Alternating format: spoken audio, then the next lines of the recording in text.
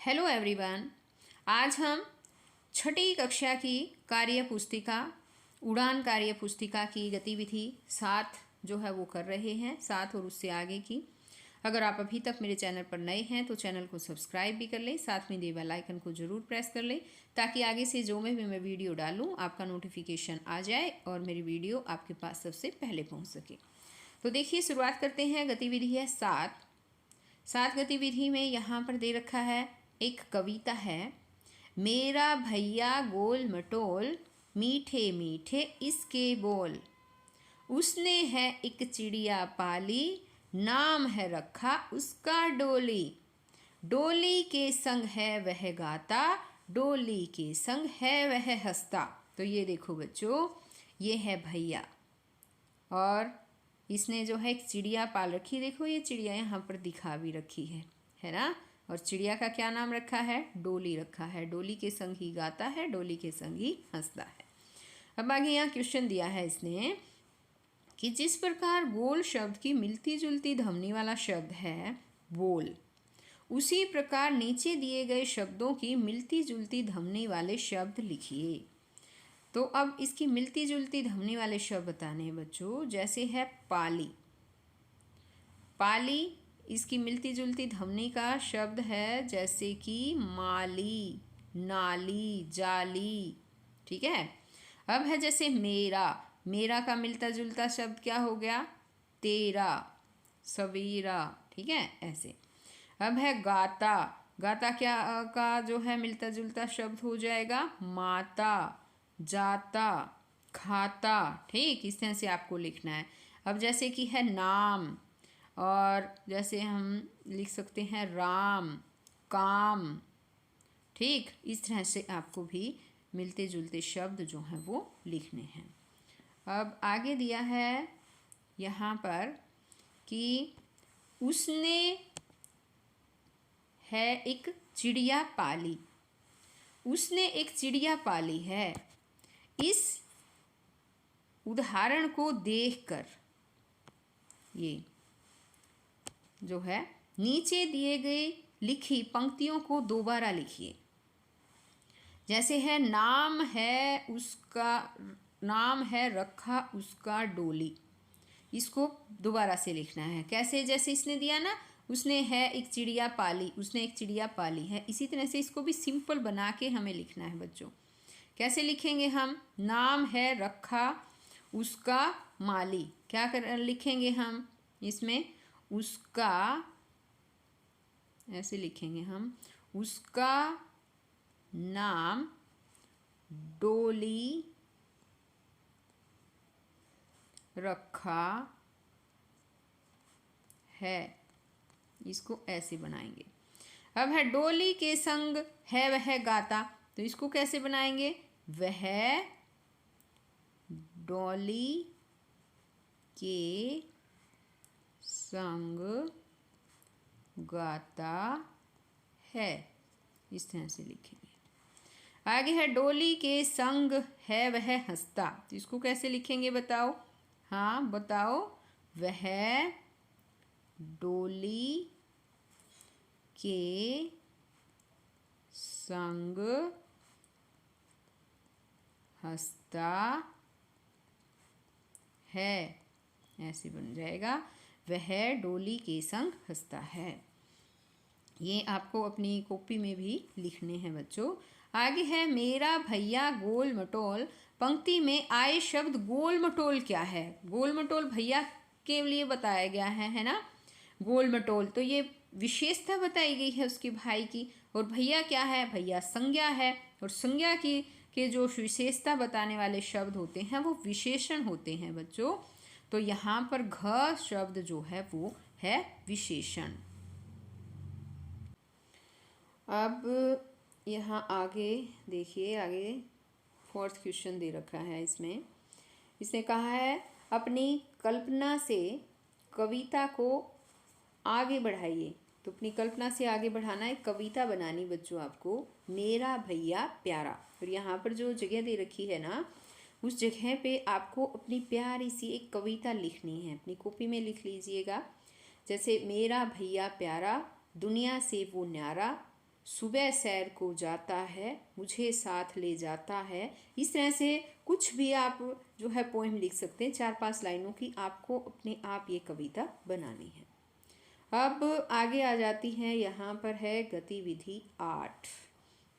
और गतिविधि 8 में देखिए एक बार दे रखा है, एक कविता दे रखी है और इस कविता को पढ़ते हैं। पहले सबसे पहले तो ध्यान से सभी बच्चे पढ़ेंगे, सुनेंगे।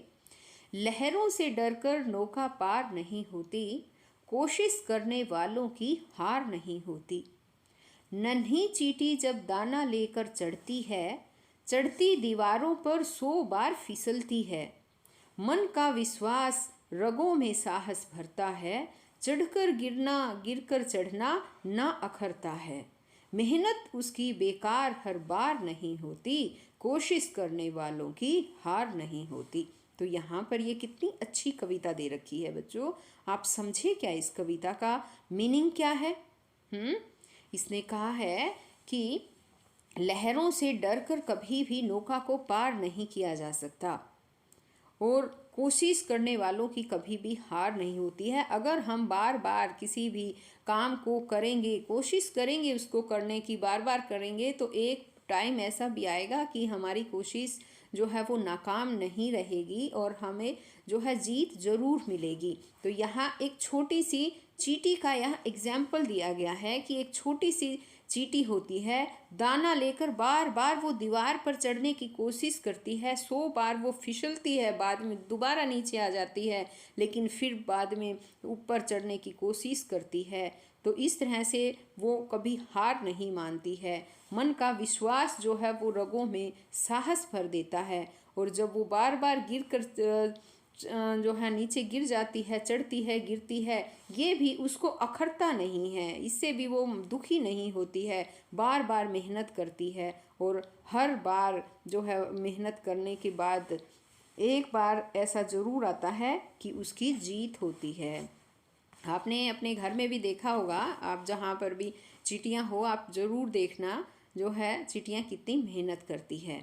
ठीक है, आगे है यहाँ पर ये नीचे क्वेश्चन दिए गए हैं कि कवि ने किन लोगों की हार न मानने की बात कही है। ऑप्शन दे रखा है मेहनती, साहसी, कोशिश करने वाले या सभी। तो मुझे बताओ बच्चों, जो मेहनती लोग होंगे, मेहनत करेंगे, उनकी भी हार नहीं होगी। जो साहसी होंगे उनकी भी हार नहीं होती। कोशिश करने वालों की भी हार नहीं होती, है ना। तो बताओ ऑप्शन क्या आएगा? पता चला क्या? सभी। तो यहाँ पर ऑप्शन जो है बच्चों इसका आएगा घ, यानी जो मेहनत करते हैं, जो साहसी भी हैं और जो कोशिश करते हैं, बार बार हार नहीं मानते हैं, तो उनकी हार कभी भी नहीं होती है, वो हमेशा विजयी रहते हैं। अब आगे देखिए, सेकंड क्वेश्चन है, जब बार बार प्रयास करने पर भी आप एक कार्य में सफल नहीं हो पाते तो क्या करते हैं? अपना कोई अनुभव बताइए। बताओ बच्चों। तो ये आपको अपना अनुभव लिखना है बच्चों। मान लो कई बच्चे क्या होते हैं कि 1-2 बार ट्राई किया कि ये क्वेश्चन याद करना, मैम ने दे दिया भाई ये क्वेश्चन याद करना है, और आपको याद हो नहीं रहा, आपने 2-3 बार कोशिश की, तो कई बच्चे क्या होते हैं, छोड़ देते हैं, है ना। लेकिन कई बच्चे क्या होते हैं, एक बार याद किया नहीं हुआ, दोबारा से किया, फिर थोड़ा सा याद हो गया, तीसरी बार फिर उस क्वेश्चन को दोहराया तो और भी थोड़ा और ज़्यादा याद हो गया, है ना। इस तरह से होता है ना। तो आपको यहाँ पर अपने अनुभव लिखने हैं कि बार बार जब हम प्रयास करते हैं तो कार्य में हम सफल ज़रूर होते हैं बच्चों, हमें हार नहीं माननी चाहिए। आगे है, क्या सफलता मिलने तक एक ही कार्य के लिए बार बार प्रयास करते रहना सही है और क्यों सही है? तो बताओ बच्चों। हाँ, सफलता मिलने तक एक ही कार्य में बार बार प्रयास करते रहना हमारे लिए बहुत सही है बच्चों, क्योंकि जब हम बार बार एक ही कार्य को करते रहेंगे तो एक ना एक दिन सफलता हमें ज़रूर मिलेगी। अब आगे इसमें है गतिविधि 9 दे रखी है, और गतिविधि 9 में है यहाँ पर ये रहीम जी दिए गए हैं, है ना।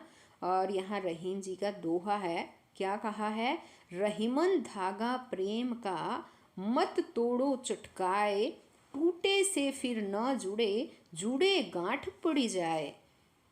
तो अब यहाँ इसने कहा है कि इन पंक्तियों से आप क्या समझते हैं, अपने शब्दों में बताइए। ये बात हमें अपने शब्दों में बतानी है बच्चों कि इन पंक्तियों का क्या मतलब है। इन पंक्तियों का मतलब है बच्चों कि रहीम जी यहाँ कहते हैं कि प्रेम रूपी धागे को कभी भी एक झटके के साथ नहीं जो तोड़ना चाहिए, क्योंकि जब प्रेम रूपी धागा एक बार टूट जाता है और फिर टूटने के बाद हम उसको जोड़ते हैं तो उसमें गांठ जरूर पड़ती है।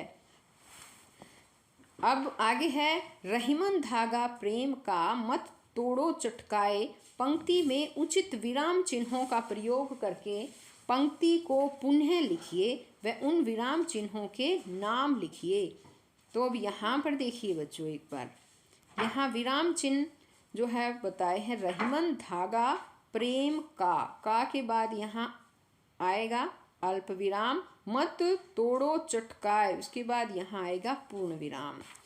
और यहाँ जो ये दे रखे हैं ना बच्चे, ये लाइन यहाँ पर आपको ये लिख देना है, जो मैंने ये बताया ये बात सारी आपको यहाँ पर लिखनी है। फिर इसने कहा है उन विराम चिन्हों के नाम भी लिखिए। तो नाम में ये जो चिन्ह है ना, ये चिन्ह, इसको तो हम बोलते हैं अल्प विराम, और यहाँ पर एक जो ये डंडा सीधा होता है, इस चिन्ह को बोलते हैं पूर्ण विराम। तो इन विराम चिन्हों का भी आपको पता होना चाहिए बच्चों, ठीक है। अब आगे देखिए एक बार, आगे है यहाँ पर नेक्स्ट क्वेश्चन, इसमें दे रखा है, कवि ने कहा कि प्रेम या विश्वास रूपी धागे को तोड़ना नहीं चाहिए, क्या आप भी ऐसा सोचते हैं, क्यों? बताओ बच्चों। हाँ, हम भी ऐसा ही सोचते हैं। कवि ने सही कहा है कि प्रेम यानी कि विश्वास रूपी धागे को कभी नहीं तोड़ना चाहिए, क्योंकि एक बार अगर ये विश्वास रूपी धागा टूट जाता है और अगर हम उसे जोड़ने की कोशिश करते हैं तो जुड़ तो वो जरूर जाएगा, लेकिन उसमें जो है गांठ पड़ जाएगी। यानी कि विश्वास जो है अगर हम किसी का तोड़ देते हैं तो दोबारा से उस पर विश्वास कर पाना मुश्किल हो जाता है। तो बच्चों, आज इस वीडियो में केवल इतना ही। नेक्स्ट वीडियो में मैं गतिविधि 10 में आने वाले क्वेश्चन समझाऊंगी। तो हम फिर मिलेंगे नई एक्टिविटी के साथ। तब तक के लिए बाय।